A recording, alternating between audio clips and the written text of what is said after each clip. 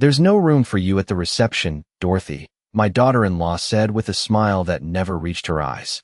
For a moment, I honestly thought she was joking. I stood there in the marble lobby of the Grand Weston Ballroom, holding the small silver gift box I'd bought for my granddaughter Claire, while guests in designer suits and satin dresses brushed past me toward the music and laughter inside. The scent of white roses and champagne filled the air. Everything looked beautiful. Everything I paid for. Vanessa adjusted the diamond bracelet on her wrist and glanced at the seating chart beside the entrance. "We had to make some last-minute changes," she said lightly. "The family tables filled up faster than expected." Then she pointed toward the back corner near the kitchen doors where a single folding chair sat beside a service station stacked with empty trays. "They put you over there." I followed her finger slowly, my chest tightening so quietly that no one around me seemed to notice. The ballroom glowed under crystal chandeliers. A 12-piece orchestra played soft jazz near the dance floor. Waiters carried silver trays filled with lobster bites and champagne flutes. And there, directly beneath the giant floral arch I had personally paid $12,000 for, sat my son Ethan beside his wife, smiling for photographs, as if this were the happiest day of their lives. I looked back at Vanessa.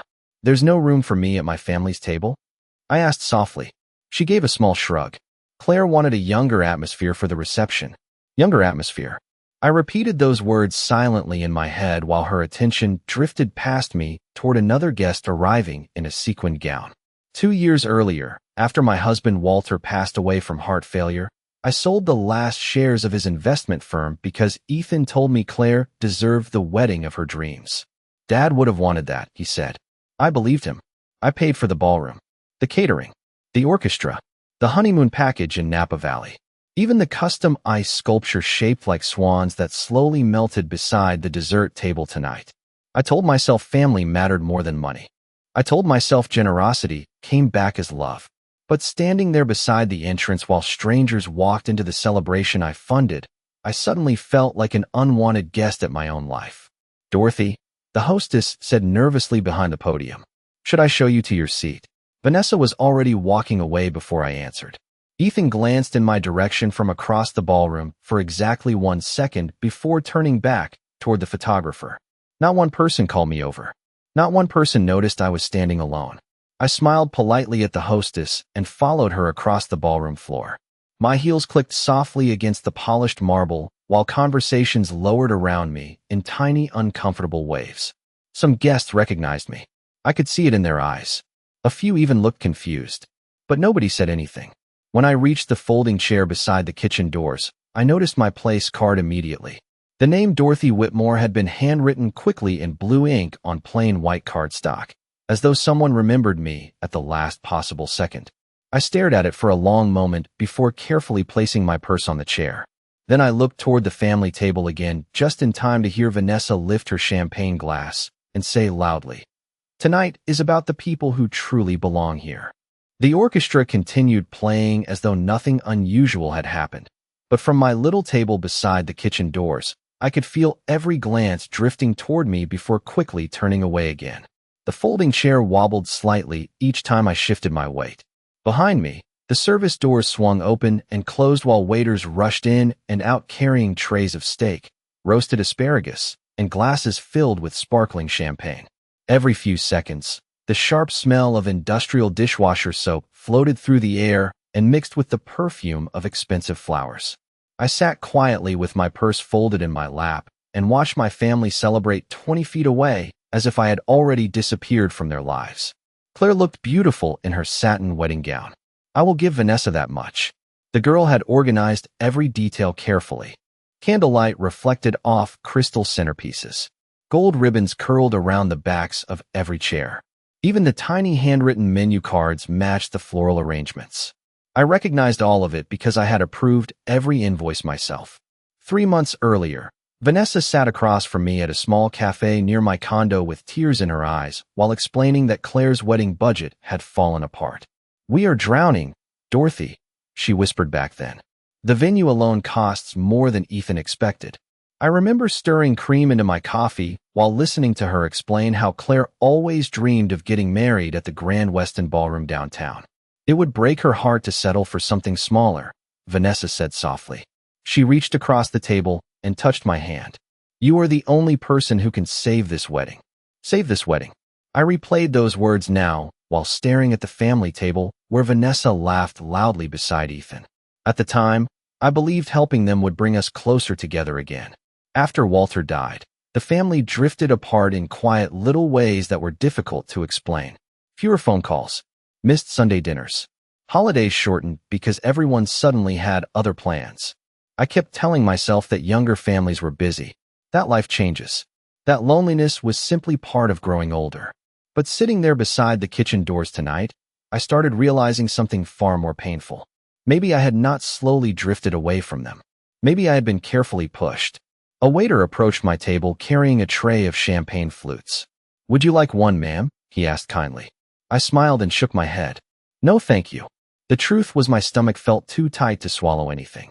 Across the ballroom, the photographer gathered everyone together beneath the floral arch for another family portrait. Parents first, he called out cheerfully. Ethan wrapped his arm around Vanessa while Claire and her new husband stepped into place beside them. Then cousins and aunts joined the group one by one. Nobody looked toward me. Not once. I watched the photographer lower his camera suddenly and whisper something to Vanessa. She leaned close to him and quietly replied while glancing in my direction. He nodded. A moment later, he resumed taking pictures without ever inviting me over. Something inside my chest turned cold. Not angry, not even surprised anymore. Just cold. I looked down at the table and noticed there was no dinner card beside my plate. Everyone else had pre-selected meals printed elegantly in gold lettering. Mine was blank. Another last-minute addition. Another reminder that they never planned for me to truly belong there tonight. The orchestra shifted into a slower song while guests drifted toward the dance floor. Ethan took Vanessa's hand and spun her beneath the chandeliers while people clapped softly around them. He looked happy, happier than I had seen him in years. For a moment, I studied my son's face carefully, searching for some trace of guilt or discomfort. But all I saw was relief. Relief that I was sitting quietly in the corner, making this easier for everyone else. Then Vanessa suddenly lifted her champagne glass again and tapped it lightly with her fork. The ballroom gradually fell silent as she smiled toward the crowd. Before we continue, she announced brightly, I just want to thank the people who truly made tonight possible. The people who supported this family every single step of the way. My eyes slowly lifted toward her, and then I realized she was looking directly at everyone except me. The applause around the ballroom grew louder as Vanessa continued smiling beneath the chandeliers, one hand wrapped delicately around her champagne glass, while the other rested on Ethan's arm like she owned every inch of the room. Family means everything to us, she said warmly. Tonight would never have happened without the love and support of the people who stood beside Claire through every step of her life. Several guests nodded approvingly. Someone near the dance floor even dabbed at their eyes with a napkin. I sat quietly beside the kitchen doors and waited for my name. It never came. Vanessa thanked Ethan first, then her own parents, Robert and Linda, for their constant generosity. She thanked cousins who helped assemble welcome baskets for hotel guests. She thanked Claire's bridesmaids for organizing the bridal shower. At one point, she even thanked the wedding planner's assistant for keeping everything together under pressure. But not me. Not the woman who paid for nearly every shimmering detail in that ballroom. I lowered my eyes toward the untouched plate sitting in front of me and slowly folded my napkin across my lap. The strange thing was not the humiliation itself. It was how carefully planned it all felt. Every missing chair, every forgotten introduction, every photograph taken without me. It no longer seemed accidental. It felt deliberate, thought out weeks in advance. I remembered another evening almost 6 months earlier when Vanessa invited me to lunch at a little Italian restaurant downtown. She ordered expensive wine and spoke softly enough that I leaned across the table to hear her. Claire is worried the wedding will not feel elegant enough, she told me back then. You know how social media is now. Everything has to look perfect. I laughed gently at the time and said weddings were about love, not appearances. Vanessa smiled politely, but there was something cold behind her eyes even then. People remember appearances, Dorothy, she replied. Especially wealthy families. Wealthy families. I understood now that Vanessa had spent years trying to rewrite where she believed our family belonged socially. Walter built our life slowly and honestly. He came from a factory town in Pennsylvania and spent 40 years growing his investment company from a tiny office above a pharmacy into something respectable. We were comfortable, yes, but never flashy. Walter hated showing off. Vanessa was different. She treated wealth like theater. Everything needed to look expensive enough to impress strangers. Even grief became presentation after Walter passed away. At his funeral, she insisted the flower arrangements had to be upgraded because certain clients would attend. I ignored the comment at the time because I thought she was simply nervous. Now I saw the pattern clearly. Vanessa did not just want elegance. She wanted ownership of the family story itself. And older women like me did not fit the image she wanted displayed beneath crystal chandeliers and filtered photographs online. The orchestra music softened as waiters began serving dinner to the main tables. Plates of filet mignon and sea bass floated across the ballroom beneath silver covers. A young server finally approached my corner table carrying a smaller plate than the others. "I am sorry for the delay, ma'am," he whispered kindly. "There was confusion about your seating assignment." I smiled gently and thanked him even though my throat felt too tight to eat. Across the room, laughter erupted at the family table while Claire opened envelopes filled with honeymoon cards and gifts. I watched Ethan lean toward Vanessa and whisper something that made her laugh so hard she covered her mouth with both hands. For a moment, my son glanced toward my table again. Our eyes met briefly. I waited for him to stand up, to wave me over, to remember who sat alone beside the kitchen doors while strangers occupied seats paid for with my late husband's life savings. But instead, Ethan looked away first. That hurt more than anything Vanessa had done all evening. A few minutes later, the wedding photographer approached the family table again and clapped his hands cheerfully. "One more round of family portraits before dessert," he announced. Guests began rearranging themselves beneath the floral arch, while Vanessa carefully adjusted Claire's veil for the cameras. Then I heard the photographer ask a simple question that changed the entire atmosphere around me. "Wait," he said while checking his list. "Where is Dorothy Whitmore supposed to stand?" The ballroom seemed to pause for half a second after the photographer asked where I was supposed to stand. It was subtle, just a tiny shift in the room's energy. A few heads turned in my direction. Someone near the dessert table lowered their champagne glass.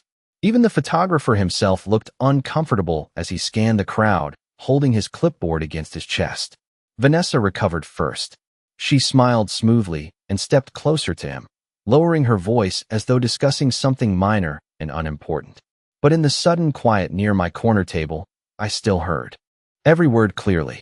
"Oh, Dorothy is fine where she is," she said lightly. "This set is only immediate family." Immediate family. The words settled over me slowly like cold rain. I looked down at my hands resting neatly in my lap and noticed how tightly I was gripping my napkin without realizing it. Across the ballroom, Claire shifted awkwardly beneath the floral arch. "Grandma should probably be in at least one picture," she said softly. For the first time all evening, I heard hesitation in her voice. Vanessa laughed gently as if Claire had said something childish. "Sweetheart, we already took ceremony photos earlier," she replied. "And your grandmother said she was tired." I never said that. The realization hit me harder than I expected. Vanessa was not only excluding me. She was rewriting reality in real time, calmly enough that everyone around her accepted it without question. Ethan stayed silent beside her. He adjusted his suit cuff and stared toward the photographer instead of looking at either of us. That silence cut deeper with every passing minute. I remembered when Ethan was 8 years old and refused to enter his third-grade classroom because another boy made fun of his stutter during reading hour. He stood outside the school gripping my hand with tears running down his cheeks while insisting he was sick. I spent nearly an hour sitting beside him on a hallway bench explaining that kindness mattered more than popularity. Good people protect the ones who feel alone, I told him back then, especially when everyone else stays quiet. I wonder now if he remembers any of that conversation at all. The photographer cleared his throat awkwardly and continued organizing people beneath the arch. Vanessa's parents moved into the center beside Claire, while cousins filled the outer rows smiling brightly for the camera. I watched them pose in front of flowers that cost more than my first car. Flowers I paid for. Suddenly, one of the older guests at a nearby table leaned toward another woman and whispered something while glancing at me. The second woman frowned slightly. A moment later, both looked back toward Vanessa with visible confusion. Tiny cracks were beginning to appear beneath the polished surface of the evening. People were starting to notice. Not loudly, not dramatically, but enough. The photographer snapped another round of photos while the orchestra played softly in the background. Then he lowered his camera once more and looked directly at Vanessa. "I just want to confirm," he said carefully. "Dorothy Whitmore is not included in the immediate family portraits." His voice carried farther than he intended. Conversations near the dance floor quieted again. Vanessa's smile tightened for one brief second before returning perfectly into place. "That is correct," she answered. "We are trying to keep the photos modern and uncluttered." Modern and uncluttered. I felt something inside me finally stop hurting. Not because the humiliation disappeared, but because clarity arrived instead. For months, maybe even years, I kept searching for innocent explanations every time Vanessa excluded me from something. Every missed invitation, every shortened holiday visit, every family dinner where I somehow ended up sitting furthest from the conversation. I blamed timing, stress, miscommunication. Tonight stripped away every excuse. This was intentional, carefully designed, public, and my son had allowed it to happen. I slowly reached into my purse and pulled out the folded speech I had written for Claire earlier that morning. For handwritten pages. Memories about teaching her to bake cookies on rainy afternoons. Stories about Walter teaching her how to ride a bicycle near the lake house. Little pieces of family history I wanted her to carry into marriage. I stared at the folded pages quietly for a moment before placing them back inside my purse unopened. Across the ballroom, the photographer raised his camera again while Vanessa rested her hand possessively on Ethan's arm. Flashbulbs lit up the room in soft bursts of white light. Family portraits. Perfect smiles. Beautiful lies.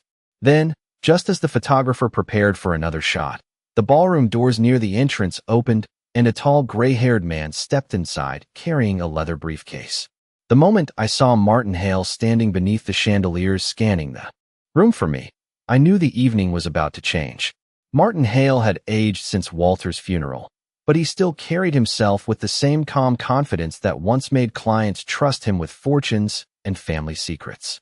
His silver hair was combed neatly back from his forehead, and the dark navy suit he wore looked expensive without trying to look impressive.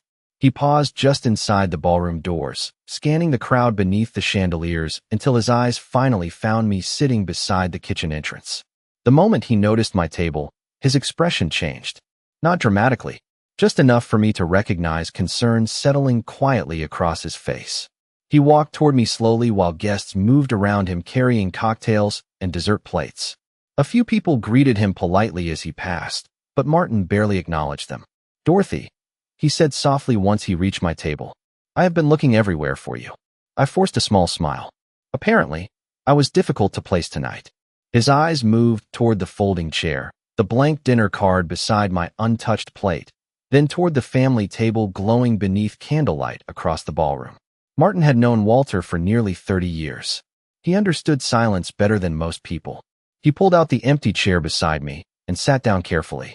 "I arrived late because the valet line outside was impossible," he said quietly. But even from the entrance, I could tell something was wrong. For a moment, neither of us spoke. The orchestra continued playing softly while waiters carried slices of wedding cake through the ballroom. Vanessa laughed loudly near the dance floor while Ethan greeted another group of guests beside the bar. Watching them now felt strangely distant, like observing strangers through glass.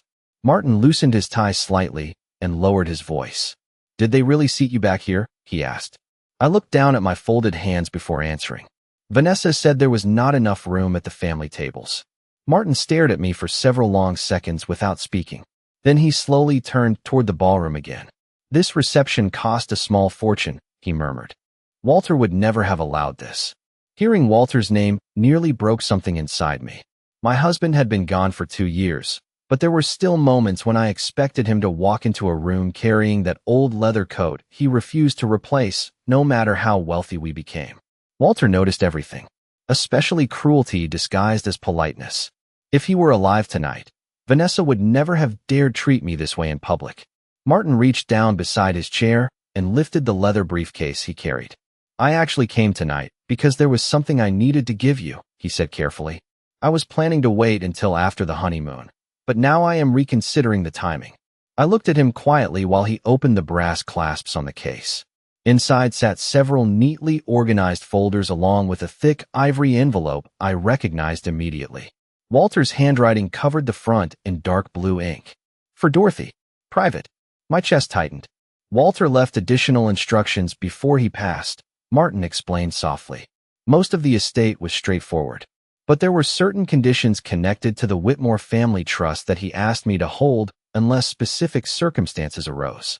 The ballroom noise around me suddenly felt distant and muffled. I stared at the envelope without touching it. What kind of circumstances? I asked. Martin hesitated briefly before answering. Public humiliation, financial manipulation, intentional exclusion from family assets or events funded through the trust. My eyes slowly lifted toward him. Walter actually wrote that? Martin nodded once. Your husband understood people very well. A slow wave of realization moved through me as fragments of the past suddenly rearranged themselves into something clearer. Walter noticed the changes long before I did. The colder holiday dinners. Vanessa insisting certain financial decisions should remain between younger generations. Ethan avoiding conversations about family accounts after the company's sale. At the time, Walter said very little about it. But now I understood that he had been quietly preparing protections long before his heart gave out. On that rainy November morning, across the ballroom, Vanessa suddenly glanced toward my table and noticed Martin sitting beside me. Her smile faded almost instantly. Even from a distance, I saw the quick tension in her posture before she leaned toward Ethan and whispered something sharply into his ear. Ethan turned and looked toward us with visible confusion. Martin followed my gaze calmly. I do not think your daughter-in-law expected to see me tonight, he said. Then he rested one hand lightly on the envelope still sitting inside the open briefcase. Dorothy, before this evening continues any further, there is something very important you need to know about who legally owns this reception. For several seconds, I simply stared at Martin while the music and laughter around us blurred into distant noise. The sentence he had just spoken settled slowly into my chest like cold water. What do you mean legally owns this reception? I asked quietly. Martin adjusted his glasses and pulled a thick folder from the briefcase before placing it carefully on the table between us. The cream-colored folder carried the embossed logo of Whitmore Family Trust across the front in dark blue lettering. I had not seen that logo since Walter's memorial service. The Grand Weston Ballroom contract was never transferred to Ethan or Vanessa, Martin explained calmly. Every vendor agreement tonight remains under the Whitmore Family Trust, which means under your authority as primary trustee. I looked down at the folder without touching it. Vanessa told everyone Ethan handled the wedding expenses himself, I said softly. Martin gave a faint, humorless smile. Vanessa has said many things over the last year. Across the ballroom, I noticed Ethan beginning to move toward us through the crowd, while Vanessa stayed near the family table watching carefully. Even from a distance, I could see tension tightening her posture. She knew something was wrong now. Martin opened the folder slowly and revealed several signed contracts clipped neatly together. Venue agreements, catering invoices, orchestra payments, floral deposits. Every single page carried my signature. Walter designed the trust very carefully before his death, Martin continued. He knew you would always put family first, sometimes at your own expense. He worried people might eventually take advantage of that. My throat tightened at those words because they sounded exactly like Walter. Even during difficult years, my husband never raised his voice. He simply observed quietly until he understood who people truly were beneath appearances. I remembered one Christmas dinner almost 3 years earlier when Vanessa complained because I gave homemade quilts to family members instead of expensive electronics.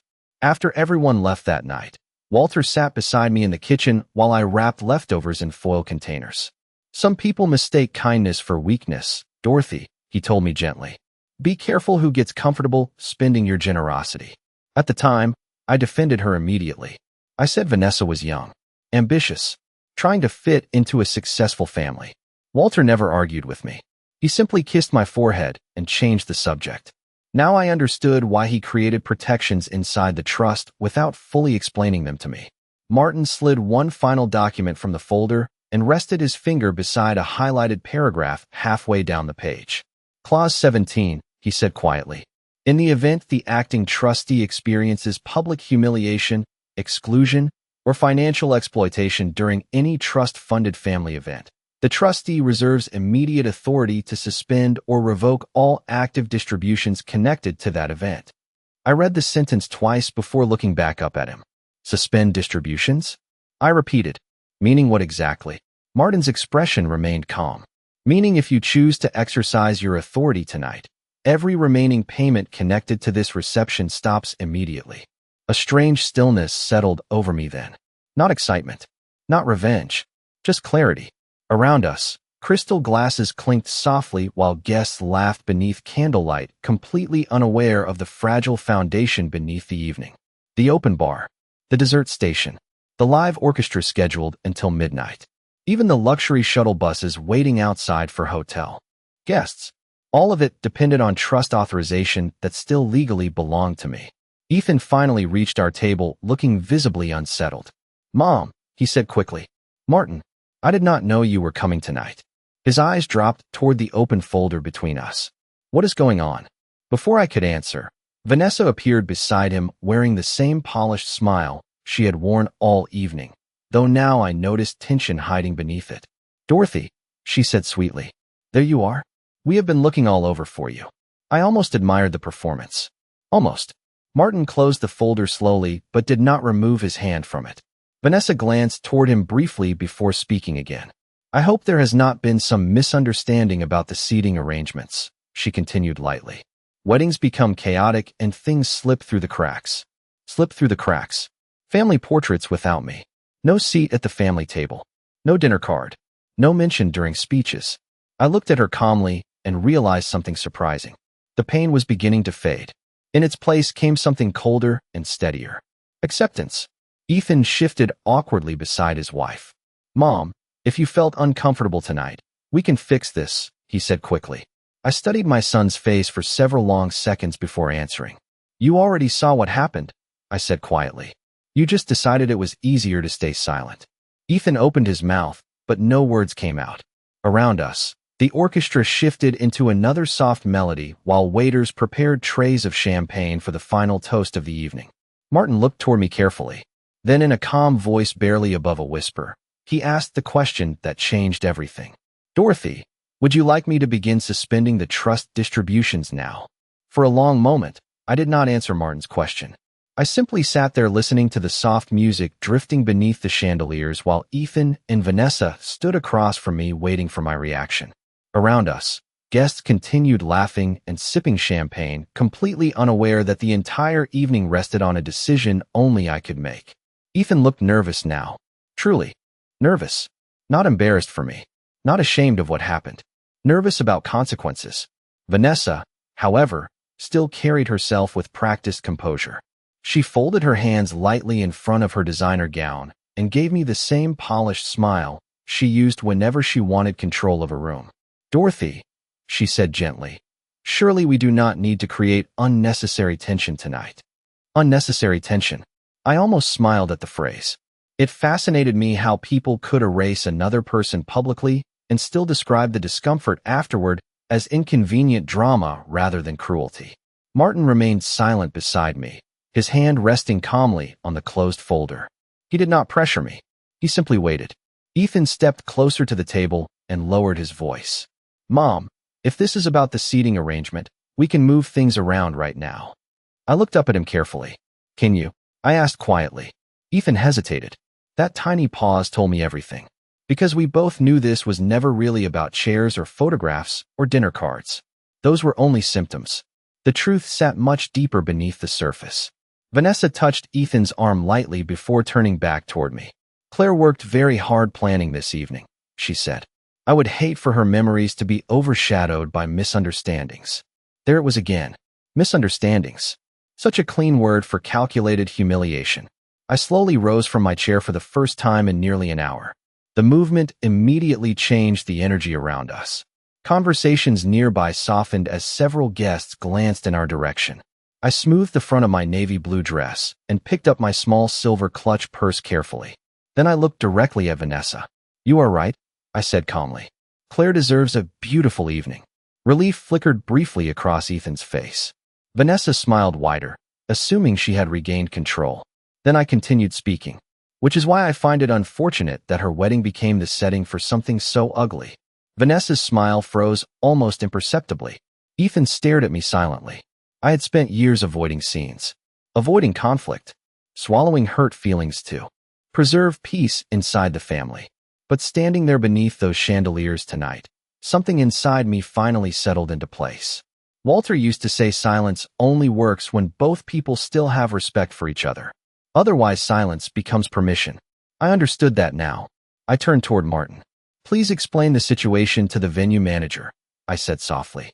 Ethan blinked in confusion. Vanessa's expression changed instantly. Dorothy, she said sharply for the first time all evening, what exactly are you doing? I met her eyes calmly. I am withdrawing financial authorization for the remainder of this event. The words landed like shattered glass between us. For one full second, nobody moved. Ethan looked stunned. Vanessa actually laughed once in disbelief before lowering her voice again. You cannot be serious. Martin stood smoothly beside me and closed the brass clasps on his briefcase. Legally, she is completely serious, he replied. Vanessa's face lost color immediately. This is absurd, she snapped quietly. Guests are still here. Vendors are still working. Yes, Martin said calmly. And every remaining payment scheduled after 9 o'clock requires Dorothy Whitmore's continued authorization under the trust agreement. Ethan ran one hand across his forehead as panic slowly entered his voice. Mom, please, do not do this here. That word stopped me more than anything else. Please, not an apology, not concern for me, concern for the room, for appearances, for embarrassment. I looked at my son carefully and realized how exhausted I suddenly felt. Exhausted from begging silently for scraps of dignity inside my own family. Across the ballroom, the orchestra finished another song while guests applauded politely, still unaware of the storm moving quietly toward them. A few moments later, the ballroom manager approached our table looking confused after Martin quietly introduced himself and handed over several documents from the trust folder. The manager read the pages once, then twice. His expression shifted visibly with each line. Finally, he looked directly at me. Mrs. Whitmore, he said cautiously, are you formally requesting suspension of active event distributions? I glanced once toward the family table where Vanessa still stood frozen beside Ethan beneath flowers I paid for. Then I answered in the calmest voice I had used all evening. Yes, I said. I believe it is time this family learns what respect actually costs. The ballroom manager nodded once after hearing my decision, then stepped aside with Martin to quietly review the trust documents near the entrance. At first, almost nobody noticed anything had changed. The orchestra continued playing soft jazz beneath the chandeliers, while waiters carried trays of champagne through the crowd. Guests laughed. Cameras flashed. Vanessa stood frozen beside Ethan near the family table, her polished composure beginning to crack around the edges. I could see it now in the tightness around her mouth and the way her fingers kept adjusting the bracelet on her wrist. Then the first interruption arrived. One of the bartenders approached the ballroom manager holding a payment tablet and speaking in a low, urgent voice. The manager checked something on the screen before answering quietly. A minute later, the bartender returned to the bar and stopped serving alcohol entirely. Confused murmurs spread almost immediately among the guests standing nearby. Technical issue, someone whispered. Probably a card problem. But the interruptions kept coming. The dessert station attendants disappeared into the kitchen. The live orchestra lowered their instruments halfway through a song while speaking with another event coordinator near the stage. Even the lighting technician walked quickly across the ballroom, carrying paperwork in his hand. Small disruptions, subtle enough individually, but together they created a visible ripple of confusion moving slowly through the reception. Ethan turned toward me again with panic now fully visible in his expression. Mom, he said quietly while stepping closer. Please, we can fix this privately. I looked at him calmly. You had all evening to fix it privately, I answered. He opened his mouth, then closed it again. Across the ballroom, Vanessa was already trying to reassure nearby guests with forced smiles and nervous laughter. Just a minor accounting issue, she said brightly to a group of bridesmaids. Everything is completely under control. But even they looked uncertain now. People were beginning to connect pieces together. They noticed the older woman seated alone beside the kitchen doors earlier. They noticed the sudden tension around the family table. They noticed that every vendor seemed to be speaking only to me or Martin now. Claire finally approached us, still holding part of her wedding bouquet in trembling hands. "Grandma," she said softly, confusion filling her voice. "What is happening?" For the first time all evening, I saw genuine hurt in her face instead of distracted celebration. I felt my chest tighten because none of this was ever meant to punish Claire. She had grown up spending summers at our lake house learning how to fish with Walter off the old wooden dock. She used to sit beside me every Thanksgiving helping shape pie crusts while flour covered both our sweaters. Somewhere beneath Vanessa's influence and Ethan's silence, that sweet little girl still existed. I touched her hand gently. "This should have been a beautiful night for you," I said quietly. "And it still can be. But beautiful things cannot survive where respect does not exist." Claire glanced uncertainly toward her parents. "I do not understand." Before I could answer, Vanessa walked quickly toward us in sharp, determined heels. Her voice dropped low enough that only the four of us could hear. "Dorothy, this is becoming embarrassing," she hissed. "Guests are staring." I looked at her steadily. "Yes," I said calmly. "Now they are." Ethan closed his eyes briefly, like a man watching a carefully constructed illusion collapse in front of him. Around us, conversations softened as more people openly observed the tension near our table. The ballroom manager returned a few moments later carrying a clipboard against his chest. His expression remained professional, but there was visible discomfort in his eyes now. "Mrs. Whitmore," he said carefully, "under the trust suspension order, several vendors are requesting immediate clarification before continuing services past 10 o'clock. Vanessa stared at him in disbelief. "You cannot seriously shut down your own granddaughter's wedding reception over seating arrangements." That sentence finally revealed everything. Not once all evening had she apologized. Not once had she acknowledged cruelty. To Vanessa, dignity itself was a petty inconvenience compared to appearances. Martin stepped forward before I could answer. "This was never about seating," he said quietly. "It was about deliberate exclusion from an event funded almost entirely by Dorothy Whitmore after years of financial support to this family." Several nearby guests heard him clearly. I saw expressions change instantly around the room. Confusion became understanding. Understanding became discomfort. One older woman near the dance floor slowly lowered her champagne glass while staring directly at Vanessa. Another guest glanced toward me with visible sympathy. The carefully polished image Vanessa spent years constructing was beginning to fracture in public. Ethan finally looked directly at me again, and this time I saw something different in his face. Not panic. Shame. Real shame. His voice sounded smaller when he spoke next. "Mom," he whispered quietly. "I should have stopped this earlier." Ethan's words lingered in the air between us long after he finished speaking. I should have stopped this earlier.